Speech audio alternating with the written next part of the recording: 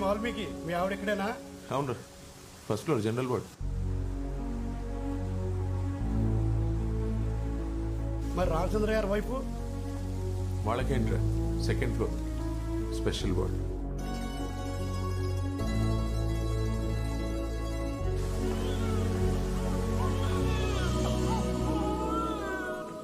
మీకు అబ్బాయి పుట్టాడండి.